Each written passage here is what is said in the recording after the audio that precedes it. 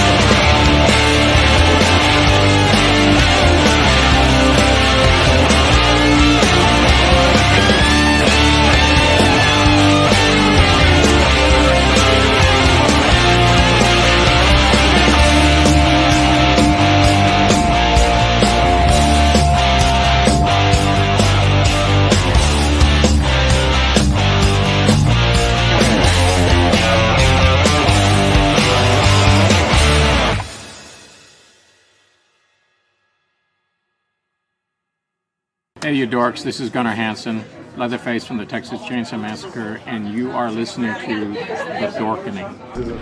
Hi, I'm Brian Johnson, and although you probably accidentally stumbled across it and have no idea why you're watching it, you are in fact watching The Dorkening. Hello, this is Tom Kenny, voice actor. The voice of the Ice King on Adventure Time. And SpongeBob SquarePants. Ah, meow. Oh, Gary the Snail, too. Hey, guess what you're filling your eye holes and ear holes with? The Dorkening! Oh, I love The Dorkening. Very popular in Ooh. And Bikini Bottom. Hi, I'm Lou Ferrigno. You're watching The Dorkening. And you know what? You don't like me when I get angry, so don't get me angry. You better keep watching The Dorkening. Hey guys, this is Felissa Rose, and you're watching The Dorkening. Hey guys, it's Courtney Palm. We're shooting Death House, and you're watching The Dorkening. This is Anthony Michael Hall, and you're watching The Dorkening. Stay tuned. My friend's going to show you what entertainment's all about, baby. The Dorkening.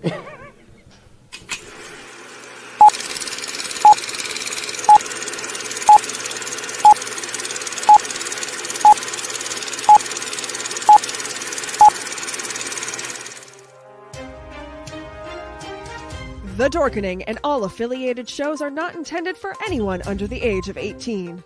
The following may contain discussions or scenes that have adult situations, graphic violence, nudity, strong sexual content, and graphic language.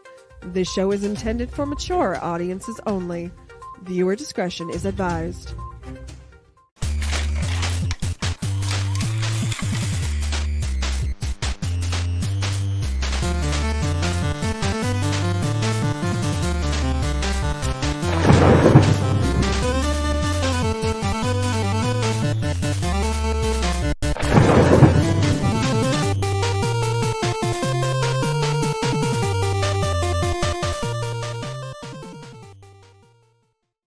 Rise and shine, my sinners. When Father Evil starts his day, he gets a little deadly. Deadly Grounds coffee has the richest, smoothest flavor you'll find anywhere. It's sinfully delicious. Once you go deadly, you never go back. Order yours at getdeadly.com. Coffee's so good, it's scary.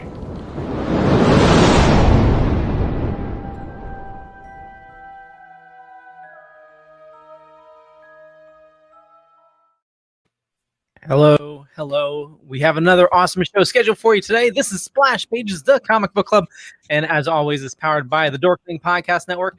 And I was just gonna say something extremely stupid. I was gonna call our fans Splashers, but we need to come up with a better name. Nope. Velvet Joker, you're saying no? I don't know about Splashers. Let's work on that. No.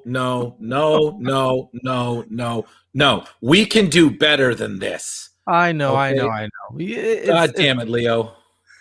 Yeah, we'll think of something. But if everybody is a good little boy and girl, I may show you our new upcoming intro later on today. I have the video file. So it's network wide, so it's awesome stuff. You may see some Wolverine and Batman in there. So I may use that for some of our stuff as well. But you know what? It is Tuesday and we're talking comics, so it's going to be a lot of fun. And we're going to be talking about Muhammad Ali fighting the Man of Steel. But what is up with you, gents? What's going on?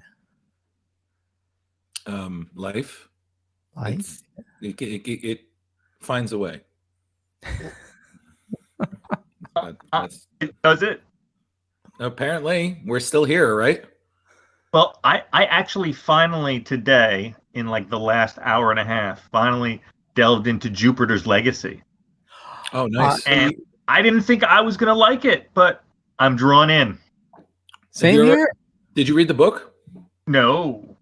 It's actually pretty good. I mean, it's a Mark Millar property, so it's going to be good no matter what, usually. But yeah, no, I have yet to watch it, but having read the book, I was like, wow, this is actually a decent story. I'm looking forward to the show. I've heard mixed things. I've heard some of it's good, some of it's meh. But hey, why not? Well, so Drew, I know. Did you watch the whole? Velvet. Did you watch the whole thing, Rich? Just the first episode. Just the first episode. Okay. I binged the whole thing over the weekend, and I thoroughly enjoyed it. The special effects are a bit cheesy, but the story totally makes up for it. The story is so awesome. But I think a lot of people may be thrown off because it's the special effects aren't even up to like the boys up to par for the boys, Right. It's they're getting there, and I'm sure with the success of this, if it does have success, that they'll get a budget and season 2 will be better. But overall, the story was phenomenal. Yeah, I didn't think the special effects were bad in the first episode. That's for sure. Yeah, I thought it was all right, and then it was crafting a nice little story. So yeah, you should definitely check it out, Mr. Drew. Okay, listen, I'll add it to my list, my dude. It's always never ending. Hey, watch this. I'm like, that's fine. Are you gonna pay me to? But whatever works. So. Write an article about it. Yeah. Oh my God, don't. I got enough articles to write. Trying to think if there's anything else that's big to talk about comic wise. Nope. I'm sure there's something. It's just not important enough for me to talk about. A lot of good books out there. They deserve to be read. And we're doing our best. Yes, especially this one. It's funny, I had always heard of the story. I had never read it until y'all were like, this is what we're reading. I'm like, okay, that's fine. It was great. Definitely. It's funny. It's one of the comics that feels as dated, but still has an oddly timeless quality to it. Yep. What do you guys think? Absolutely. This was for background for everyone. We all picked 5 different comics that meant something to us and put them in a randomizer, and this is the first one on the list. So this was one of mine. It was a childhood favorite, 1978. So I was 7 years old, and I remember me and all my cousins, we each got one of these giant-sized DC books. There was Wonder Woman, Batman, and there was this, Superman and Muhammad Ali. And this was the one that I got. I still have to this day, but the cover's kind of torn up. But it's still near and dear to my heart. And rereading this and looking at these pages, and in 1978, the level of art and the storytelling and the background of using real characters, you can tell that research was done. But from what I understand, Drew, you've done a little bit more research about that, and you're going to fill us in. Oh my God! Thank you for putting me on the spot yet again. Velvet Joker. What a nice smile. Well, So, before putting you on the spot, we didn't even do the Sofia. Oh yeah, you gotta. They were jumping ahead. You're so excited to get into this, I am. I'm sorry. He's got to earn his 5%, Rich. So. Oh yeah. And I was gonna say I'm reading Earth Volume 2 for Batman. Oh, nice. Loving it. And Volume 3 is coming out soon. Yes, it is. Finally, it was delayed because Doomsday Clock took longer than they thought. So yeah, but cannot wait because I own both of them and I have both of them signed by Gary Frank. Oh, nice. Yeah, and they're great. I always recommend them to people. So I can't wait for Volume 3. But so I was turned on to Gary Frank by Secret Identity. Did you read Secret Identity? Mm-hmm. Okay, it's on my list. Yeah, enjoy. You're gonna have fun. Mm-hmm. Oh no, I read it. It's on our list to cover here. So. Oh no, what I meant by have fun is that there's a lot of really great work that Gary Frank has done over the years, and always recommend him to anyone. He does great stuff. Nice. Well, today we are talking about in 1978, the Man of Steel battled the greatest boxer of all time. This episode, we discussed the celebrity comic book Superman versus Muhammad Ali. So this was published in 1978, written by Dennis O'Neil, adapted by Neal Adams, and the art was by Neal Adams. And the cover price of this was $2.50, which was quite a bit for a comic back then. Sorry. It's okay. Channeling my inner Sofia, picture Sicily, 1978. Jimmy Carter was president. The Yankees beat the LA Dodgers, and Montreal busted Boston for the Stanley Cup. We paid a ticket price of $2.34 to go see Superman the movie. Also, Animal House, Every Which Way But Loose, Jaws 2, Grease, Tell Me More, Tell Me More. On the Boob Tube, we watched Laverne and Shirley, Three's Company, Mork and Mindy, Happy Days, and MASH. And did you know that Laverne and Shirley and Mork and Mindy were spinoffs from Happy Days? Happy Days, yes. Yeah. No idea. Yeah. Mork was on Happy Days as a character. Well, also storyline. Laverne and Shirley were as well, but they had different names. No, they didn't. They totally were Laverne and Shirley, and they dated Fonzie and Richie. Yeah. I thought. Well, anyway, we're talking about Muhammad Ali. You could be thinking about the Tuscaderos. Yeah. Pinky Tuscadero. Right? Yeah, that's what I was like. Okay. We're dating ourselves. Okay. If you're a kid in 1978 on Saturday morning cartoons, you enjoyed the all-new Puppy Show, Popeye. All-new Puppy Boy. Show. Look, I don't remember Puppy Show. Whoa, I missed that. All-new Puppy Show? Sign me up. Oh, Pound Puppies was well ahead of his time. So, the all-new Popeye Show, Bugs Bunny Roadrunner, Challenge of the Super Friends, Godzilla Power Hour, Scoobys All-Star Laff-A-Lympics, Fantastic Four, and the Bay City Rollers. And I didn't put the titles down, but there was actually some non-animated like kids shows that were on for Saturday morning cartoons as well. They definitely had a lot back then. So gas cost 63 cents a gallon. What? Sony introduced the Walkman. Those were the days. Yes, they were. Sony introduced the Walkman, the first portable stereo. Best Picture was Annie Hall. Record of the Year was Hotel California by the Eagles.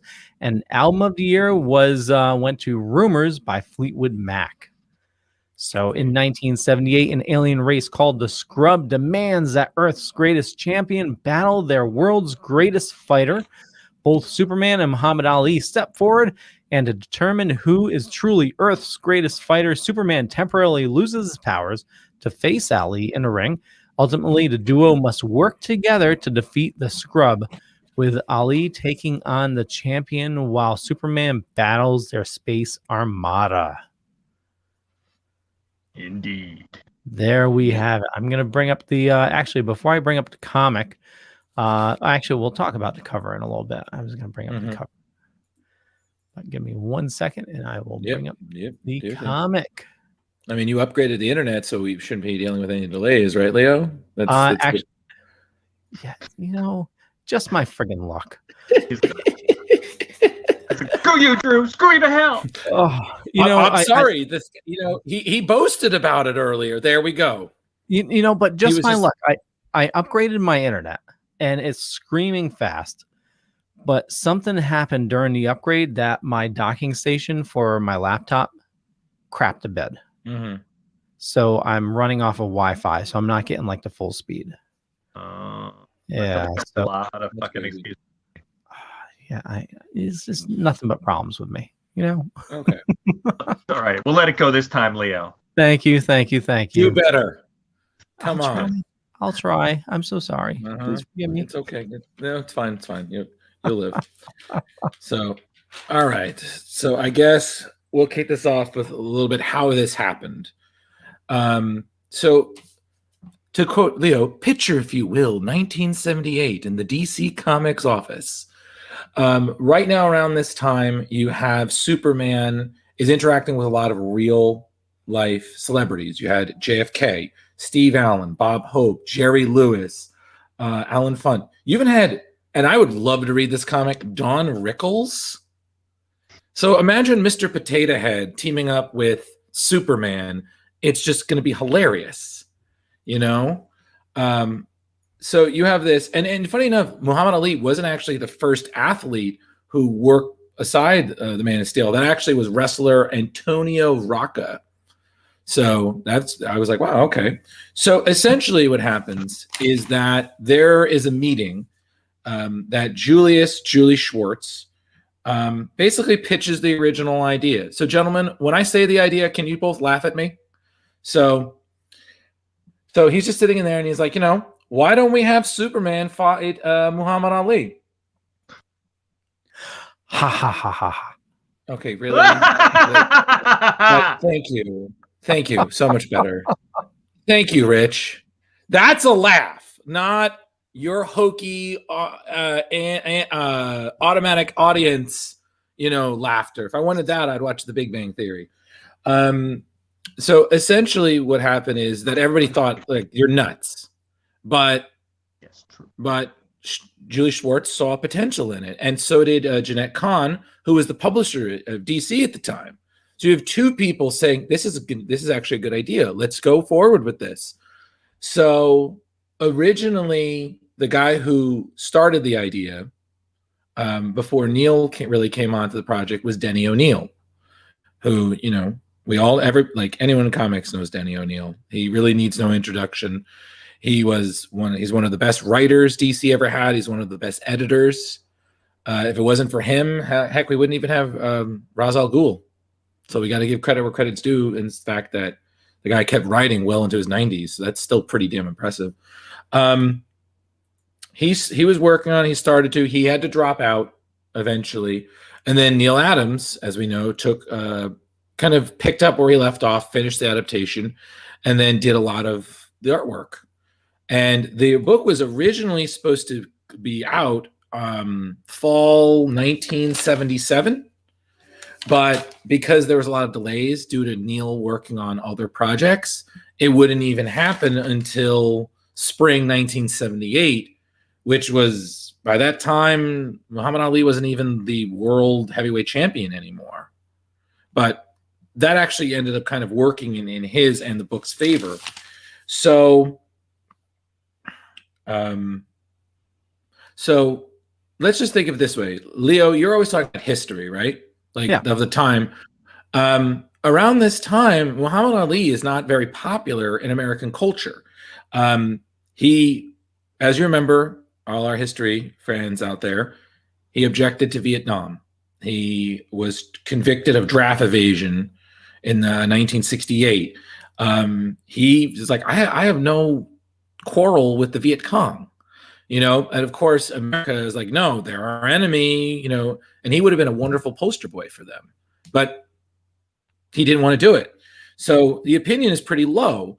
So, you know, in interviews, Neal Adams said that it was pretty daring to have this young African-American hero that's basically on the same level as this white mythical Superman. And he said some of that had to do with a lot of the liberal New York younger Jewish men who were working for DC at the time, who they understood prejudice. So that in some ways the book wasn't just a creative accomplishment, it was kind of a subtle political act, if you really think about it. And they had a few lines in there that really captured that as well. Exactly. So that there was no coincidence there, that they really definitely did that. And I think that contributed to the timelessness of it. So, and it's funny because they, of course, had to get Ali's permission, right? In order to use his likeness, heck, to use the character in the book. And he said he was fine with it. But around that time, he'd already converted to Islam. So he wasn't Cassius Clay anymore. He was Muhammad Ali. So that DC's creative team, I think it might have been Julie Schwartz, it might have been Jenna Khan, it might have been Denny O'Neil, or even just Neal Adams. They had to go down to Chicago to get the approval of Ali's spiritual leader, Elijah Muhammad. So, you know, there was a lot of approval going on, and that, I don't know if that really contributed to the delays, but yeah. And then they slowly started working on it, and eventually you had what he had. And it's funny because Neal didn't get to be a part of it until they brought him on to work on the cover, which I of course have some information about, but I'll let Rich take that because he was very passionate about it when we first discussed this. So Rich, take it away, the cover. Well, I am indeed passionate about it. Unfortunately, I did not print out the list that I sent you guys. Well, I happen It's to all have good. the list right here. Well, So, man, it's a tag team effort. What is the total amount of people that are on that cover, Leo? I'm not sure if I have a total. I have the complete list. Oh, okay. Because the ones that I sent were numbered, so you have something else. No worries. Well, actually, no, it's in the book, so I can. So it's 172. Okay, 172. Wow. Yeah, and they gave you a little game to play. So you had showbiz personalities, celebrities that were political, sports celebrities, literature, and of the arts.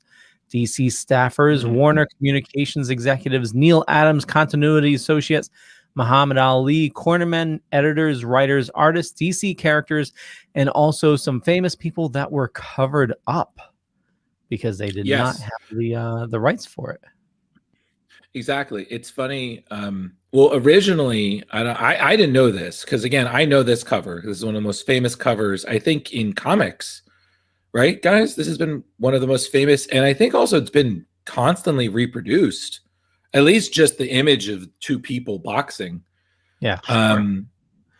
Yeah. So originally, the cover was supposed to be done by the late great Joe Kubert, who DC. I guess he was probably going to be the artist for the book. So I guess in some parallel universe, Joe Kubert would have been the artist of that, which is pretty interesting if you think about it. But originally, DC didn't really like they just didn't like the like how Kubert did the likeness of Muhammad Ali, and also didn't like kind of like the grim look of it. I guess it kind of has like a kind of noir Raging Bull kind of feel to it. Personally, I would have been fine with either cover. I think this one is a pretty accurate. Like if normal people were just watching the show, like I feel like that's pretty accurate. I mean, the very rowdy, cheering, enthusiastic crowd. But Yeah, so then they were like Neal Adams, they tapped him to basically do it. And essentially what I find is amazing is that Adams basically based his cover on essentially Kubert's format. So in some ways, without Joe Kubert, we wouldn't have had the cover we have. So, and it's pretty funny, I'd say.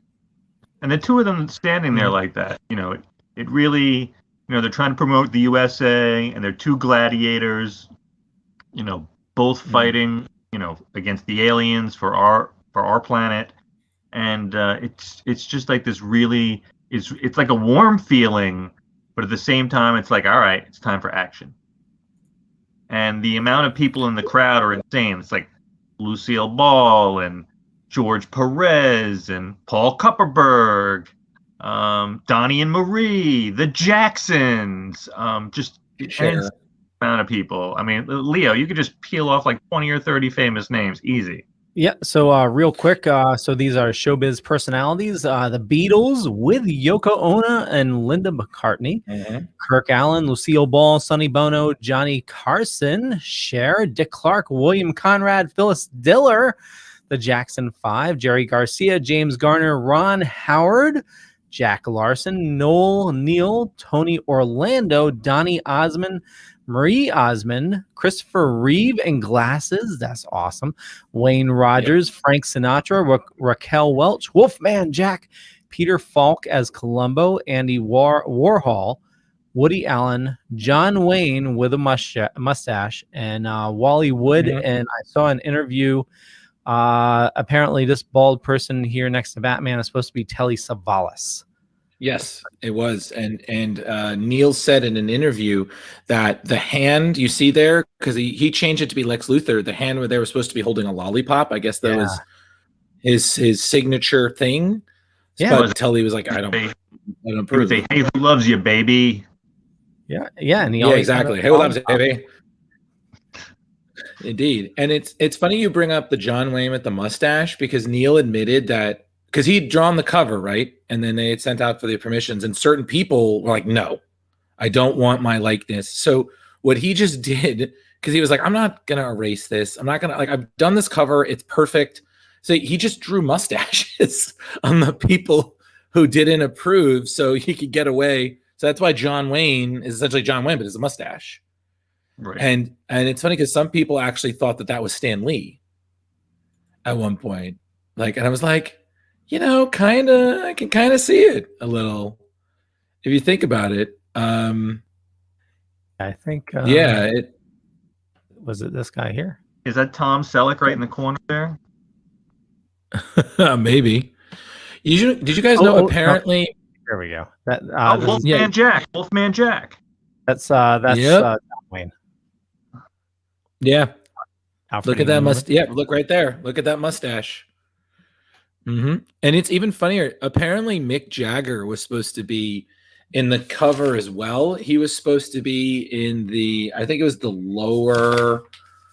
Where I have it in my notes here. Hold on, Mick Jagger, front cover, lower left corner, but he was replaced by Don King in the final cover. So I was like, oh, okay, And then of course, we know that this got reproduced. This got redone with Ali fighting Michael Jordan back in the 2000s. So for ESPN magazine. Yeah, Adams did a riff on the cover featuring Ali as fighting basketball star Michael Jordan. Oh, in the 2000s. Yeah, I had no idea. And it's funny when we get to talking about the legacy of it, I learned why it took so long for them to reprint the series, because it took decades before they were finally reprinting it, in 2010. And Adams admitted why in an interview. So stick around, kids. So yeah, that's pretty much most of the big notes I had. Some of it, the story we can talk. Some of it's story related, but so the story. Yep, there you go. Look at that. That's pretty cool. Yeah. So I had some feelings about the story. So I let you guys go first because I don't want to start on my nerd rage. Leo, why don't you set it off? Why don't you never read this, correct? I never read this, and so tell us what you thought. Well, start off with the artwork, and so I have to say, seeing Neal Adams draw Superman, this brought me back to my childhood because I think like the first comic I had of Superman was Neal Adams, and it just brought me back to like I remember coloring him in, and it's just like it brought back some memories. And but going with the story, I had a couple issues with some of it, but overall I thoroughly enjoyed it. It was definitely you could see there's definitely some race talk trying to bring things to life, and I think it was very admirable of them to write about it in that time. And I read something that Adams fought for additional colors in the printing to be more representative of people in this of different color, which I find was amazing. That's so awesome. yeah, I mean, I know we'll go in deep on the actual storyline and what happened and whatnot, but overall this was a fantastic read. Sure. What about you, Rich? I liked it very much. Like even this page right here on the right, where he's sort of generating these sort of tunnels of wind, stop the huge wave from just crashing down. Just his way to find innovative ways, and still being challenged, not so superpowered that it's just easy for him. He still has to make a major effort. Yeah, and they really showed their strength. I mean, Superman was put into a predicament where, he couldn't really do anything. These were just 3 missiles that they launched, and he was able to stop them. But right after that, then they destroyed a small unoccupied island, and it's just like, we have a huge armada that's ready to just wipe out, humanity. Right. Yeah. It's time to make a negotiation. Yeah. So I think they gave it really, a no-win situation, which was a realistic way for them to agree to go do battle each other. I agree with that. Absolutely. Sorry, go ahead, Drew. What about you? No, I mean, honestly, I've never read the story. I've always had mixed feelings about Superman as a character, but in terms of a crossover, I thought this was. I too had some issues, but overall, I was thoroughly entertained. I really appreciated the humanity. I really loved certain moments. Like for me, one of my favorite moments was just you had Superman in like a pocket dimension with time slowed down just so he could learn from Muhammad Ali how to box. Yes, I love that. You have this character who's essentially, he's essentially a god on Earth, and now he's learning how to fight even better. I mean, can you imagine? Like, it's one thing to punch Darkseid or Doomsday, but to get him with a Hailmaker or a right hook jab, I mean, that's pretty ballsy, So yeah, exactly. Rope-a-dope, and it's just, again, I thought it was very, how do I say this? It was very much as realistic as it could be. How Muhammad Ali, his bigger than life personality, his set of morals, his code of honor in a way. And I think that, again, I think it's just like I said before, it has a very timeless quality. Like it's clearly of a different time. It's very of the 1978 era, but there's a reason that people still are reading it and enjoying it to this day. It's got some great messages attached to it. It's got some great story. There's action and whatnot, but it's very wholesome. It's not hokey for the sake of being hokey. It's not trying to win points with any sort of demographic. It's just a good story. So that's how I felt about it. I concur. Totally. I know we can pick this apart, but when the alien first comes to Earth and he knocks down Lois Lane, and just Ali's reaction, just sock it to him. This guy that he doesn't know his powers or anything, but he's like, you don't disrespect somebody like that, and just it goes to take him out. Yeah, he's a gentleman and a warrior. Exactly. Indeed. I'm trying to remember where the other one was. There was a couple Star Trek references. He calls the alien a Trekkie, and I'll try to find the other reference as we go through this. I think there was there was definitely a lot peppered in there that I feel like you have to read. It's like a movie. Sometimes you have to read it, watch it again, pick up all the little details. Absolutely. But the likeness of Ali that Neal Adams got was just, in some points, it was like a portrait. Yeah. Yeah, it was spot on.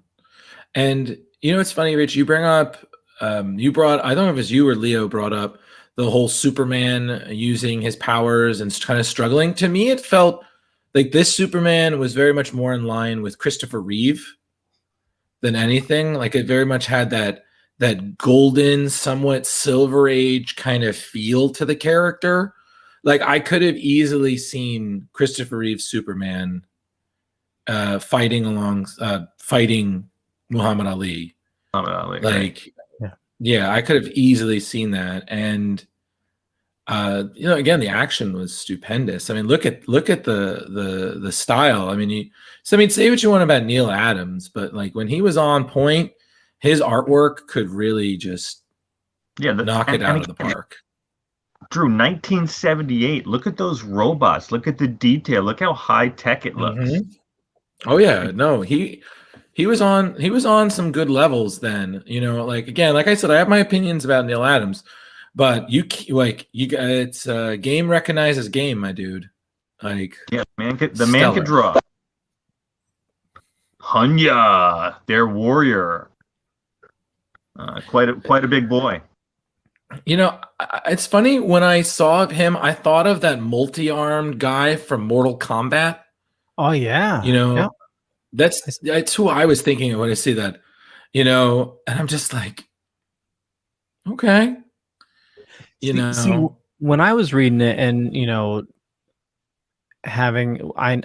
Superman didn't really battle him, but I thought, was this, where they got some ideas for Doomsday? And I could be totally talking out my ass, but that was my thought. Well, I think that this comic marked one of the few times that we really saw Superman kind of, get his ass whooped. Yeah.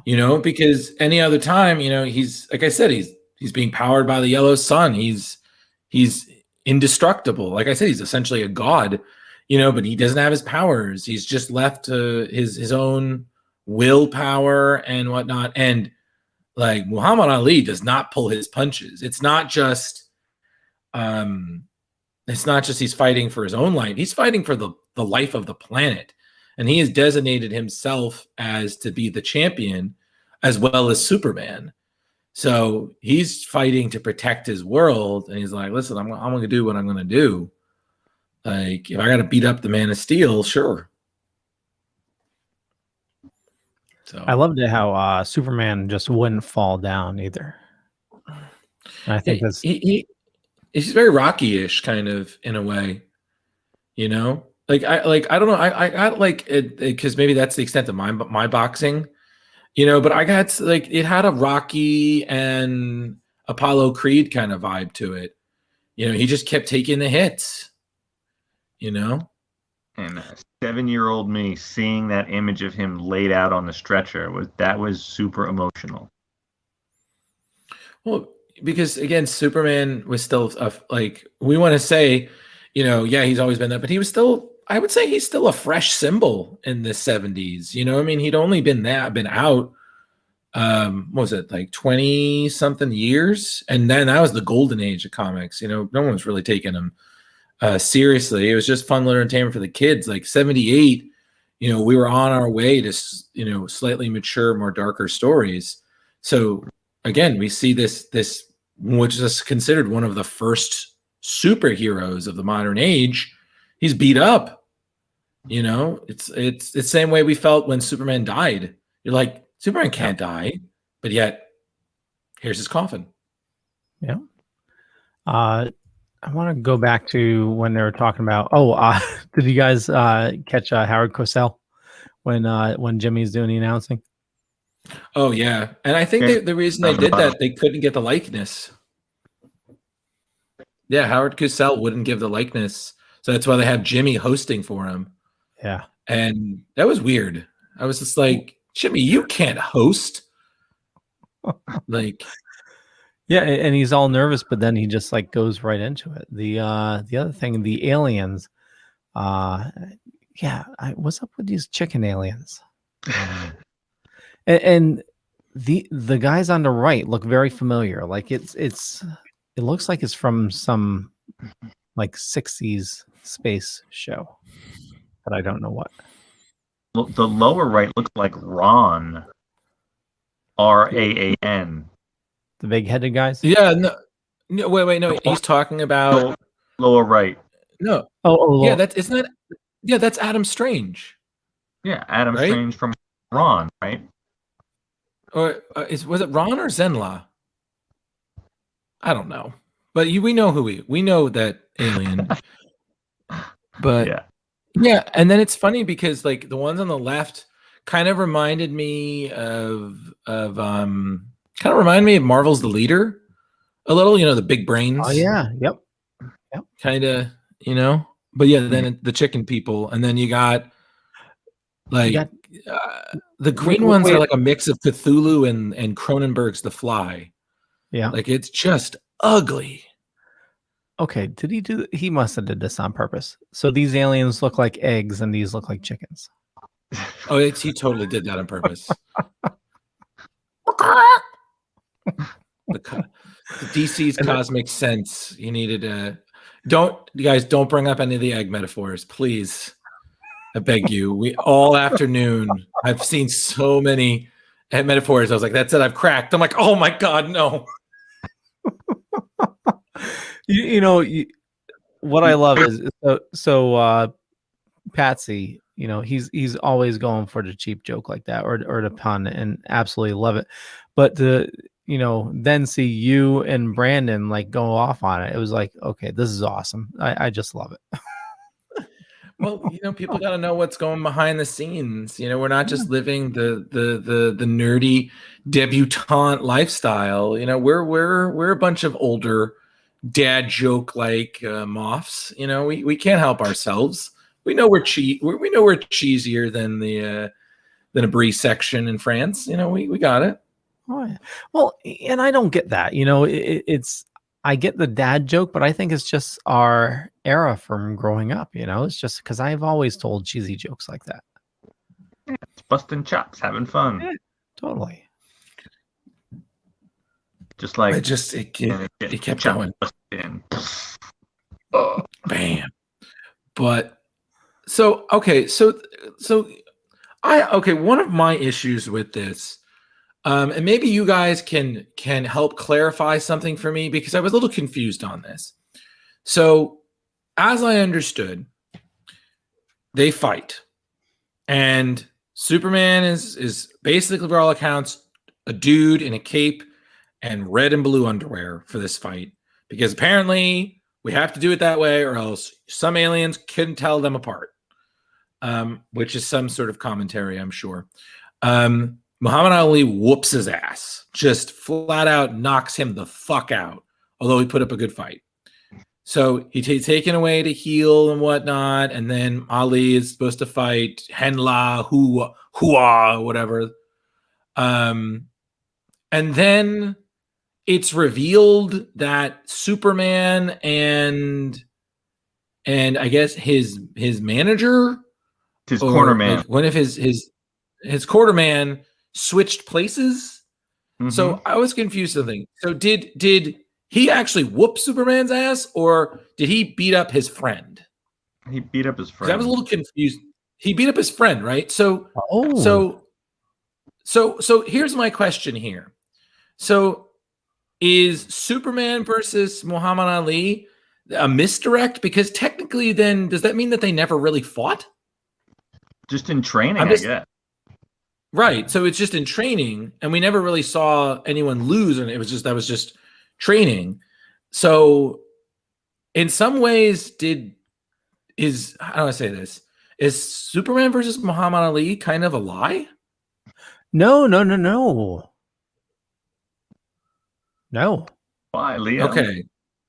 Yeah, Leo's quick to denounce that idea. Because as you're saying that, I'm like, no, that's not what I. But if you look at Superman, he's bruised. He takes off the mask. He's all bruised up, so he was in the fight. Okay. So, so they did the switcheroo somehow when they're bringing him to the ship. Oh, okay. All right, cool. Because I was like, for a second, yeah, that like, to me, I was like, it could have been me a little clearer. You know, I would never say that to Neal Adams if I ever saw him face to face again. It's been years. But I was just like, okay, we could have had like one panel kind of explain that. I mean, and I know they explained that they switched them, you know, but at the same time, I was like, okay, yeah, I mean, a little weird. I totally agree. I mean, so they talk about. Let me find the spot. Also, I feel like when we do these things, we should probably say spoilers in case people actually wanted to read it. It's like, if you actually wanted to read this, don't watch this episode. If you did, fair warning, you'll still love it, but you'll know it's coming. Yeah, we've not confused them, so they have to read it. Yeah, that's true. Totally. So yeah, it's talking about the soldiers stand in silence until the ship disappears from sight. And they think he's on the ship to go get repaired. Right. Because the end here. He's all bruised up. Okay, listen. I was like, I feel like I was misunderstanding something. So I was like, let me ask these two, get some fresh perspective, because we all read the same book. You know, I was like, you know. All right, good. And then later on, there's another thing that I'm sure irked everybody because I still don't get it. But, you know, again, the rest of it was, I guess, kind of predictable. Like, we knew Ali was going to beat Henya. Okay, you know who I'm talking about. Yeah. You know, and then you got the cowardly dictator who can't lose. Oh my God! Attack Earth anyway! How dare them! Rawr. Yeah, you know, and you got like the great image of him super recharged from the sun, and he's like, okay, it's round 2, bitches. You know, he's got that face. He's all like, I always love that. Like, he gets his ass whooped, but he just spends like 20 minutes looking in the sun, gone, healed, ready to go, hair's back, bruises are gone, he's ready to rock. That's right. You know, takes us weeks to look pretty again. It's like Kryptonian physiology, you know? That's the key thing. Apparently.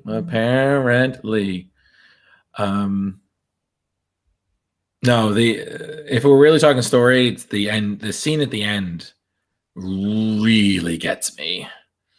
But we'll get there. Oh yeah, the knockout punch. Like, bam.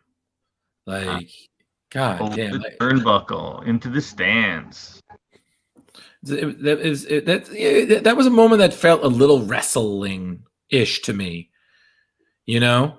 Like knocking somebody out into the crowd. Sure. To me, I kind of half expected, you know, Ali to just pull can you smell what's cooking? Well, he was supercharged because before this, let me find it. Wasn't the main baddie talking about enslaving the entire race? Basically, you know how it is. They always got to sweeten that pot. Yeah. You know, you got to win. You must win, or your entire world will be enslaved. And I'm just like, yep, you guys, it's enough is never enough with y'all. Now you were talking about the Superman flying through all the ships, just destroying them. Oh yeah, he just goes ham, dude. Look at that. Gorgeous. He does Captain Marvel. He totally did. He Captain Marveled before Captain Marvel did. Yeah. Just comes out of nowhere and just decimates the whole goddamn army. So he must have been really on that ship. He was just in disguise, right? Because the ship was bringing him back so he could get to the sun. Yeah, so he could heal. Yep. I don't know. You know, like, but for me, again, after everything was said and done, you know, the despot is deposed, Henla is the new ruler. Like, this is a cute moment. Yeah. You know, but like, I'm sorry, the moment where Ali somehow realizes he's like, oh, I know your secret identity, Superman. Like, I figured that shit out. I was like, what? You didn't like that? Well, no, for me, it just kind of came out of nowhere. It's like some part of it kind of made sense because I'm like, if you spend so much time around somebody and you pick certain things up, I'm like, okay, cool. But it's funny because there's a rumor that Ali insisted on that plot point, which Neal Adams was like, I can't really say for certain if it's true. I wasn't aware of it. So I don't know if that was Ali's contribution or if that was, you know, one of the editors said, oh yeah, do that. I mean, again, Superman's secret identity, before, when there was one, we can't really say there is one now because everybody knows. It did seem a little too obvious. You know, I was like, did anybody else notice that you just put glasses on Clark Kent? Like, take Clark Kent's glasses off. It's Superman. Yeah, it's actually the big joke, and he was just pointing it out. It felt like. Yeah, I guess. I mean, it wasn't like, oh my god, like the comic's ruined. It was just like, okay, they bonded enough. We saved the world. Never gonna tell the secret. Yeah, exactly. And he was like, I'm not gonna tell. I'm like, I mean, hey, good for you. I don't know. So the scene in question, Muhammad Ali says, I noticed back in the playground, you're telling Jimmy Olsen he had no film in the camera. The only ones who knew that were Lois Lane, Jimmy, me, and Clark. So how could Superman know it unless he was Clark Kent?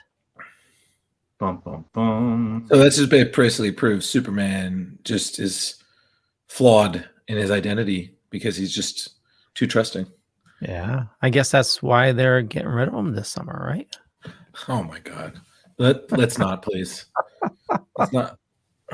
They've been trying to get rid of Superman for years. Yeah. Okay. It's never going to stick. Didn't they have like Supermen from different nations at one point? Yeah, they Batman International Superman at some point. I don't know.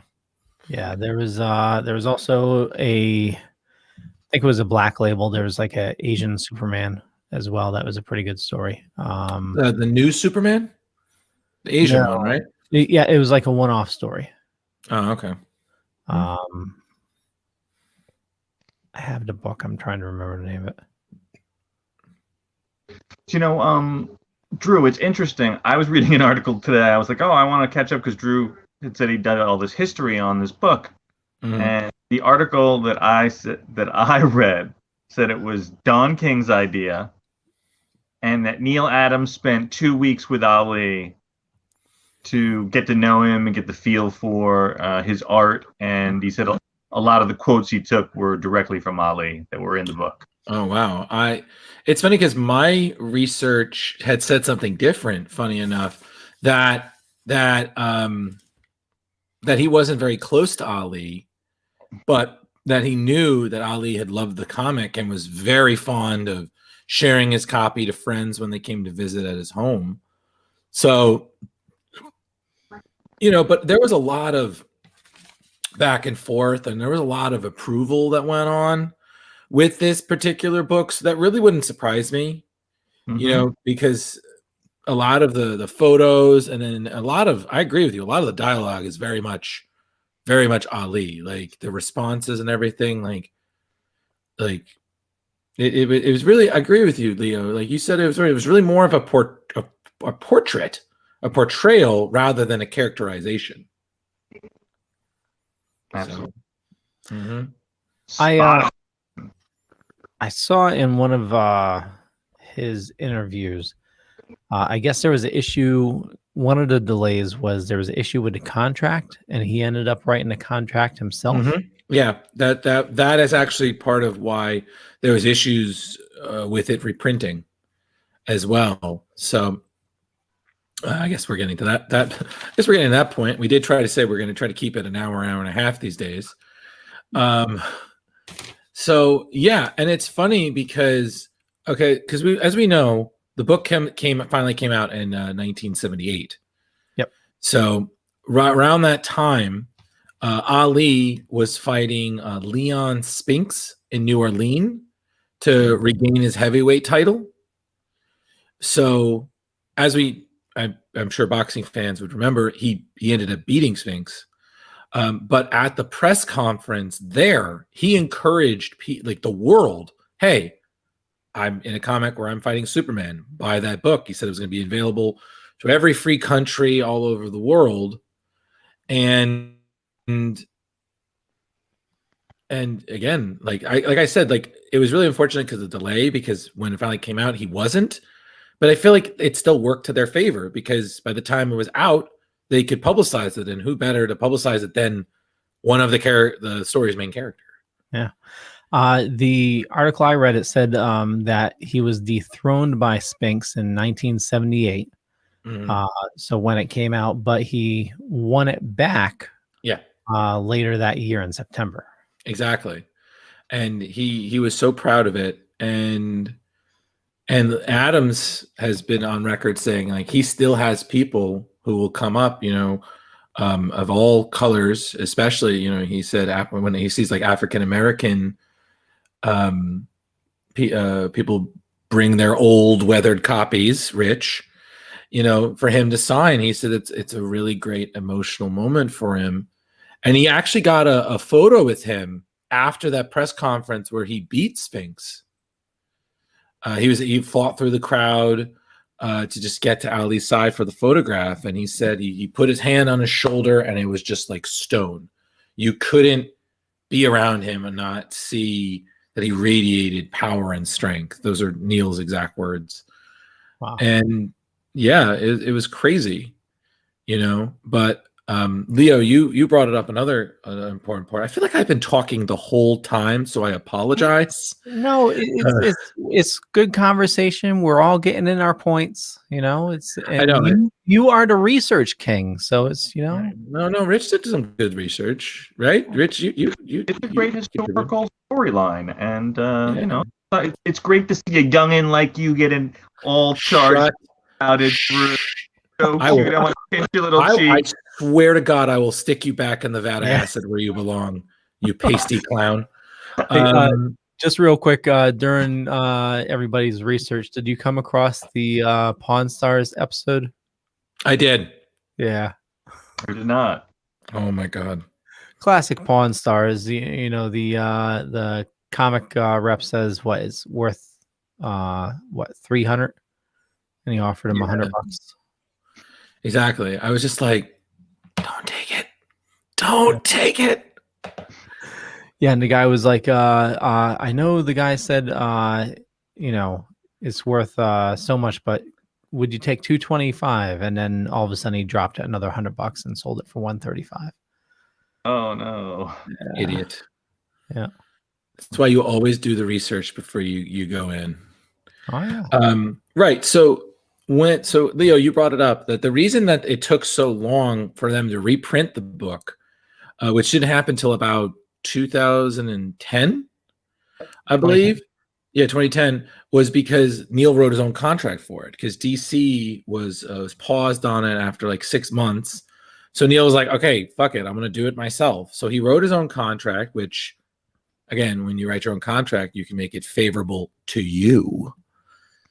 And, you know, when it came to, again, I guess his daughter was sent in to negotiate, and they went back. They redid it again. They even went back to Ali's people for the second time to really make sure everything was approved. And I guess that's why they kind of did it. So that's why it took so long, is I guess they didn't want Neal Adams to get too much of the advantages, because he was basically him that really kind of spearheaded the whole thing. I mean, yeah, other people may have come up with the idea and ran with it a bit, but it was really more his baby than anything. And then, as you know, it got released 2010. There was 2 covers. There was the regular, the treasury size, and then you had the deluxe edition, which had a new cover. Apparently, by 2018, the reissue has gone through 6 printings. So, yeah, it's one of the most successful comics DC has ever published. Wow. Well, somebody on Google Shopping is selling the Treasury Collector's Edition. Hard to find in nice condition. Original owner condition. Yes, $1,100. Yeah, I'm good. Yeah, I'll just borrow Rich's copy if I need it. Yeah, I'll just plastic gloves. You know, I'll have my Corona mask on. I was like, I'm not gonna breathe on it. I'll even get some tongs to flip the pages. I remember that. I don't know if did you guys read Calvin and Hobbes growing up too? Do you remember he had a moment where he was loaning Hobbes one of his comic books, and he was wrote through all these rules about it. He was just like, you know, put on these gloves, use these tongs to turn the pages, don't breathe on it. And I remember Hobbes said something, because Hobbes always had a retort. Said something about it, and I just remember Hobbes was like, "Yeah, you know, better like give it back to me. I reconsider." And I was just like, how comic book fans feel when they're loaning their books out to people who aren't nerds. Sure. Like, don't bend it. Stop. You're opening it too much. Yeah. Here, it's a comic book. It's my comic book. But yeah. Yeah. Just make sure your hands are clean and acid free, and only touch the Mylar bag, and use these sterilized tongs to turn the pages. Try not to exhale too much moisture, okay? Don't mess it up. Yeah, and then because he was trying to do goodwill to get in with Santa, because Hobbes put him in his head that he's just been bad the whole year, so he's not getting any presents. And he's like, yeah, that's one spontaneous act of goodwill. I hope you're satisfied, Santa. Darn you. I think spontaneous acts of goodwill should be less reluctant. Reluctant ones count. You know, it's like I remember I loaned my copy of Batman Year One that I have in like issue form that's signed by David Mazzucchelli. Nice. Thank you. Who, yeah, is and I loaned to a friend of mine, and I explained it all to her, and she's like, why are you loaning this to me? Like, I was like, well, I want you to read it. They're comic books. You know, it's not comic collectibles, much less how some people treat them. And she said she was so scared. She read it, but she was just like, shh. Oh, that's great. And all I said to her was like, just be careful and wash your hands before you read it, because you don't realize the finger oils. Oh, yeah. And dry your hands first too. Oh yeah, dry them too. Yeah, that's another one. You know, I was like, that's it. And I said, if you bend a corner and I find out, you're dead. You know, I was like, it was very, very fair. You the way you hold it, you can't let the spine open up. You got to let the pages fall, read around the corner, you know. Yeah, you just have to hold it in a certain way, like practice for cradling a child. Just, unless you bought 2 copies, and then you could just violate it. No, I used to know somebody who did that. He would always buy like one to read and one to like preserve. And I said to him, I was like, what job do you have that you can have? Because comics, oh, thank you, Leo. But I said, I was like, what job do you have that you can have? Because comics are expensive. And I'm just like, and he didn't just get 4 books. I mean, I think he was collecting a lot. I was like, they're good. But they're not that good. I mean, I was like, okay, I guess rich kids do love comics now. So I was not a rich kid. I went to work at a very early age because I wanted to buy my own stuff. And I grew up, like most of us, I grew up, paper route. No, I was working retail. I convinced a small shop to hire me underage. How? And started there. I called them like one summer. I called them like every day. Are you hiring? Are you hiring? You can finally Google him. Is this how you got the wife? You put a ring on it. You just kept it. Will you marry me? Will you marry me? Will you marry me? Will you marry me? All right, fine. Will you buy a house with me? Will you buy a house? I'm like, oh my god. Well, it worked, right? Yeah. Oh yeah, totally. I worked there, and it was. I have some amazing stories from there. It's the place got raided by the FBI multiple times, and it's forget about it. I know. Well, matter of fact, the owner, the last time I saw him, he asked me to cover his shop while he was indisposed for 6 to 8 months, and when he came back, he packed up everything and went to the border of Canada because in order to get a lesser sentence, he turned in his supplier, and it turned out his supplier had connections with the Yakuza. Oh boy. Yeah. Oh boy. Yeah, Oh boy. But imagine this. He went to jail for selling pirated Pokemon products. Trademark infringement. Oh yeah. Well, he was a wholesaler, and he was mixing in pirated things with real things. So it was like, and he sold to places like GameStop and stuff like that. And yeah, that's what you don't get gym badges for going to different jails. So I can't. That is somehow the dumbest thing I've heard. And I've heard so many dumb things. Like, oh my god. Can you imagine how much you must have got your ass whooped if you had someone ask you what you're in here for? Like, I feel like I'd have to stab somebody on protocol too. Yeah. Pokemon? So that was the third time he was raided by the FBI. The first time I was actually working there, and he was selling a Nintendo cartridge that had like 200 games in one. It was Bootleg, it was bootleg games. And then the second time he was this is when CD games were still fairly fresh. It was 3DO, and he was replicating games and selling them as actual product. And his actual product looked so close to the original. It was crazy. He had boxes manufactured and everything. It was crazy stuff. So Leo, I want to make sure I understand this. So what you're telling me and Rich and our fans is that you were working unaware that you're working with like the nerdy mafia? Well, so I stopped working shortly after the first raid. The first one, the first raid, because I actually was questioned by lawyers for many hours, and it was stupid. I was a young kid. I had to be, I don't know, I had to be probably around 16, 17 around the time. Oh yeah. You were dumb. Oh yeah. And they kept on showing me questions, and like his game had it was Super Mario Brothers, but the Mario was spelled wrong, and they're saying like can you determine which of these is the real game and which is? It was like crazy stuff. Yeah, There was the Super Wario Brothers.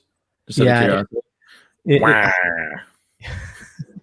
I can't remember what it said, but it was crazy stuff. But yeah, after I ended up working there, I left and got hired for software, etc. And my entire paycheck, a lot of times, I would just spend on comics because I was in high school and I was working, after school and on weekends, and that's what you do when you're a kid. You spend your entire paycheck on comic books. That is very accurate. Yeah. And they were a little bit cheaper then too. They were, yeah. Yes, they were. Yeah, and that was right when the crash happened too, because I remember buying a ton of Silver Surfer number 50, thinking I'm gonna be rich one day. Oh, the foil cover. Yep. Was it the foil cover? Yeah. Oh no. Listen, the same people thought the same with Superman. They're like, I'm a bunch of these, and then I'm gonna sell them and be rich. And I'm like, yeah, it's market price. Yeah. I just found. I'm curious. Drew might know. I found the X-Force #1 still sealed 5-pack. I got 2 of them, both with the Deadpool card. Nice. That's awesome. Does that have any value these days, Drew? I have no idea these days. The seller's market has changed so much. I mean, and it's so sad because that's what I think has contributed a lot to comic people charging more for their autographs. Like, it's not just, they got to make money too. And, hotels and food and airfare and stuff are expensive, which it's true they are. But you sometimes see these guys at cons. Like, there's no way that you can somehow have a legit excuse for having 6 of the same fucking cover signed. Like, there's no way. And then that just messes up the seller's market. I mean, it's the same way I feel like anytime NYCC would come up. Like, you have those people like, oh, I accidentally bought like 6 single days. I didn't want to take these off my hands. I was like, there's no way you accidentally bought 6 of those. How dumb do you think we are? And then, 4 people actually will buy that.